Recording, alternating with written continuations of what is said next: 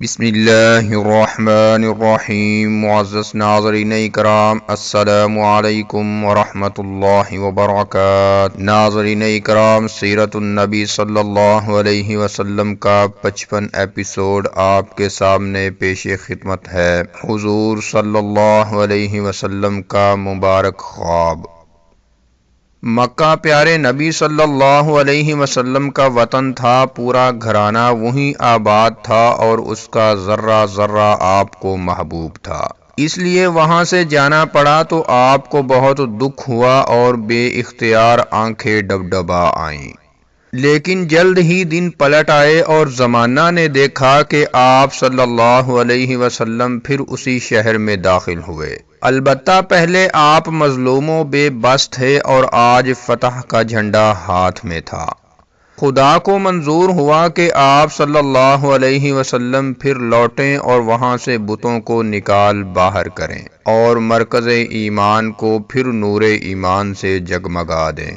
پیارے وطن میں پہنچ کر آپ صلی اللہ علیہ وسلم کو کتنی خوشی ہوئی، اس کا اندازہ کون کر سکتا ہے۔ ناظرین اکرام، ہجرت کو کئی برس گزر گئے، آپ مدینہ میں ہی رہتے رہے، مسلمانوں کے ساتھ اپنا کام کرتے رہے اور لوگوں کو اسلام کی طرف بلاتے رہے۔ اسی دوران قریش سے آپ کی جنگیں بھی ہوئیں۔ ایک رات آپ نے خواب میں دیکھا کہ آپ صلی اللہ علیہ وسلم مکہ میں داخل ہو رہے ہیں اور اردا گرد مخلص ساتھی بھی ہیں۔ چنانچہ آپ بہت خوش اٹھے، فجر کا وقت قریب تھا، مسجد گئے اور ساتھیوں کے ساتھ نماز ادا فرمائی۔ معمول تھا کہ فجر کے بعد آپ روز ساتھیوں میں بیٹھتے اور ان سے کچھ باتیں کرتے، چنانچہ آج بھی آپ بیٹھے اور ان کو اپنا خواب سنایا۔ پھر فرمایا، انشاءاللہ خانہ کعبہ میں تم ضرور داخل ہوگے اور اس وقت تمہیں کوئی خطرہ نہ ہوگا۔ معزز ناظرین، مکہ مسلمانوں کا محبوب وطن تھا، مگر وہاں سے وہ زبردستی نکال دیے گئے تھے۔ اس کا ان کو بڑا رنج تھا اور اس کی یاد ایک پھانس کی طرح جو ہر وقت کلیجے میں کھٹکتی رہتی۔ حضرت بلال رضی اللہ تعالی عنہ مکہ میں کس قدر ستائے گئے، لیکن جب ان کو مکہ یاد آتا تو رونے لگتے۔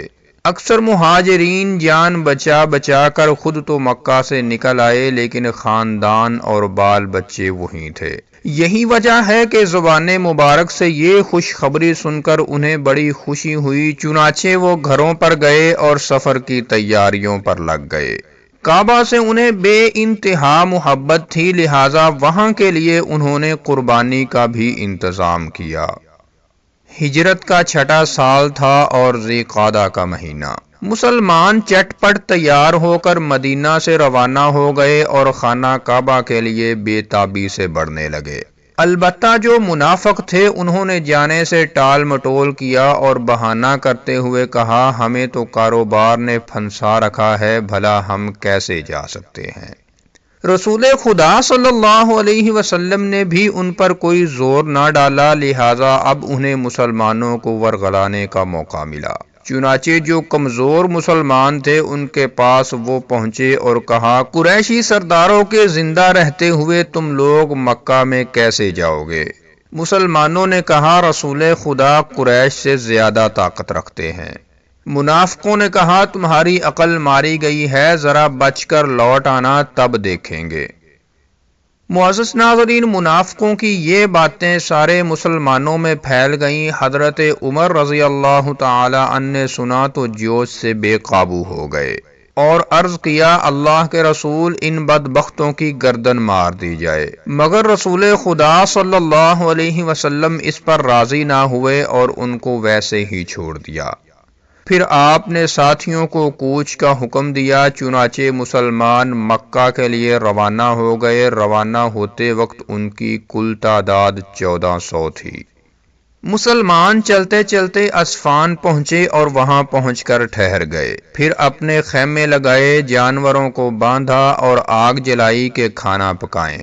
اتنے میں انہیں دور سے گرد اڑتی دکھائی دی، کوئی سوار تھا جو تیزی سے گھوڑا دوڑاتا چلا آ رہا تھا۔ ان سب کی نگاہیں اس پر جم گئیں، اس لیے کہ وہ مکہ سے آ رہا تھا اور مکہ کی خبروں کا انہیں بے حد انتظار تھا۔ کچھ ہی دیر گزری تھی کہ وہ سوار اب مسلمانوں کے درمیان تھا۔ وہ بنو خزاعہ کا ایک آدمی تھا جس کا نام بشر بن سفیان تھا۔ وہ پیارے نبی کی خدمت میں حاضر ہوا اور عرض کیا، قریش کو آپ کے سفر کی خبر ہو گئی ہے، وہ بہت ہی غصہ میں ہیں اور جوش سے بے قابو ہیں۔ چنانچہ خالد بن ولید سواروں کا ایک بہت بھاری دستہ لے کر مکہ کے قریب ہی آپ صلی اللہ علیہ وسلم کی طاق میں ہے کہ آپ پہنچیں اور سب اچانک ٹوٹ پڑیں۔ پیارے نبی صلی اللہ علیہ وسلم کو اس شخص کی باتوں پر پورا یقین ہو گیا اور اس خبر کے صحیح ہونے میں آپ کو ذرہ بھی شبہ نہ رہا، کیونکہ بشر خزاعہ کے سرداروں میں سے تھا اور خزاعہ قریش کے دشمن تھے، پھر مسلمانوں سے ان کے اچھے تعلقات بھی تھے۔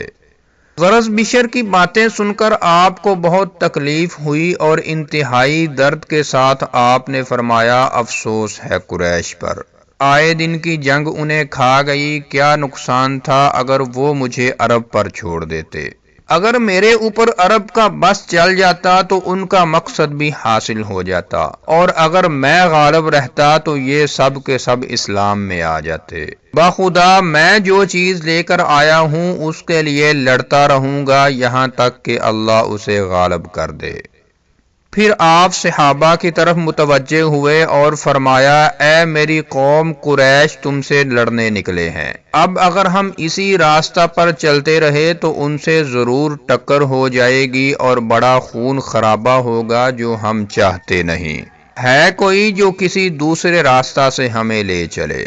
قبیلہ اسلم کا ایک شخص آگے بڑھا جو صحرائی راستوں سے خوب واقف تھا۔ اس نے عرض کیا، میں اے اللہ کے رسول۔ آپ نے فرمایا، تب تم آگے بڑھو، ہم تمہارے پیچھے پیچھے چلتے ہیں۔ چنانچہ اس آدمی نے آپ صلی اللہ علیہ وسلم کی اونٹنی کی نکیل پکڑی اور قریش کے راستہ سے کترا کر چلا۔ چونکہ یہ راستہ پہاڑوں سے ہو کر گزرتا تھا اس لیے بہت ہی کٹھن اور دشوار گزار تھا۔ خیر نہ جانے کن کن مصیبتوں سے آپ صلی اللہ علیہ وسلم حدیبیہ کے مقام پر پہنچ گئے اور وہاں پہنچ کر آپ کی اونٹنی بیٹھ گئی۔ لوگوں نے بہت کوشش کی کہ وہ اٹھ جائے اور پھر چلنے لگے، لیکن اونٹنی ٹس سے مس نہ ہوئی۔ ایسا لگ رہا تھا جیسے اسے کوئی تکلیف پہنچ گئی ہو یا کسی نے اسے باندھ دیا ہو۔ خیر آپ صلی اللہ علیہ وسلم چاہتے تو کسی دوسری اونٹنی پر بیٹھ سکتے تھے، مکہ اب بالکل نزدیک تھا، وہاں تک پیدل بھی جا سکتے تھے، لیکن آپ سمجھ گئے کہ اونٹنی کے یہاں بیٹھ جانے میں کوئی بھید ضرور ہے جس سے میں بے خبر ہوں۔ چنانچہ آپ صلی اللہ علیہ وسلم خدا کی وحی کا انتظار کرنے لگے۔ معزز ناظرین، اب آپ کو وحی کا انتظار تھا، اس لیے پیارے نبی صلی اللہ علیہ وسلم نے حدیبیہ کے میدان میں ہی خیمے گاڑ دینے کا حکم دیا۔ حکم پاتے ہی لوگوں نے وہیں پر ڈیرے ڈال دیے، لیکن خوشی سے دمکتے ہوئے چہرے اب بجھے بجھے سے تھے۔ سب حیران تھے کہ ماجرا کیا ہے۔ ہر ایک دوسرے سے پوچھتا، کیوں بھائی یہاں کیوں رک گئے؟ اب تو مکہ کے دروازے پر آ ہی گئے تھے، آپ نے تو مکہ میں داخل ہونے کا وعدہ کیا تھا اور کعبہ کی زیارت کی خوشخبری سنائی تھی، پھر اب یہ کیا ہو گیا؟ غرض اس وقت مسلمانوں کی امیدوں کو بہت سخت دھچکا لگا، لیکن اب بھی وہ خدا کی رحمت سے مایوس نہ تھے۔ ناظرین اکرام، ادھر مکہ میں کافر بد حواس تھے، ان کی بے چینی کی کوئی انتہا نہ تھی۔ اب انہیں جو کچھ امید تھی خالد سے تھی۔ ان کا خیال تھا کہ خالد حملہ میں کامیاب ہو جائیں گے، تب ہی جان بچ سکتی ہے، آبرو بھی اسی وقت باقی رہ سکتی ہے، ورنہ پھر تباہی ہے، ہمیشہ کی بے عزتی اور رسوائی ہے۔